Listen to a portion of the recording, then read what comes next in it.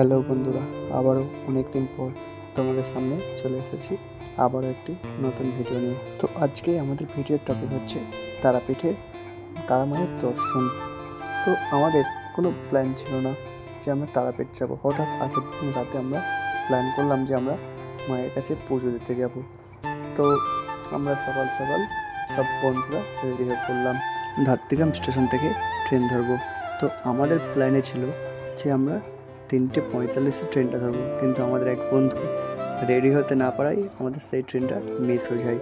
তো আমরা বাড়ি থেকে বার হই বৈকাল 3:20 সময়। তো দেখো বন্ধুরা, আমরা 3:37 মধ্যে ঘাটের ধারে চলে এসেছি আমাদের কালীনগর ফেয়ারে। তো আমরা এখানে নৌকায় টিকিট কেটে আমরা নৌকায় উঠে পড়লাম। তো তোমরা দেখো বন্ধুরা, বিকালবেলায় গঙ্গার ধারটা কত সুন্দর দেখতে লাগছিল।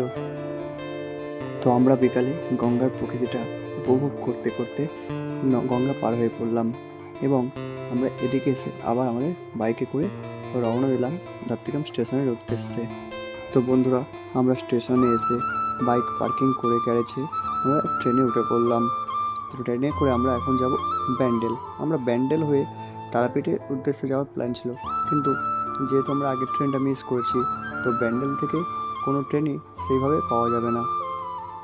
তোমরা জাস্ট ট্রেনের ভেতর ভিড়টা দেখো, মানে এত পরিমাণে ভিড় আছে সে বলে বোঝার নয়। একটু দাঁড়ানোর জায়গা নেই ট্রেনের ভেতর। তো যাই হোক, ঠেলাঠুলি খেতে খেতে আমরা চলে আসলাম ব্যান্ডেল।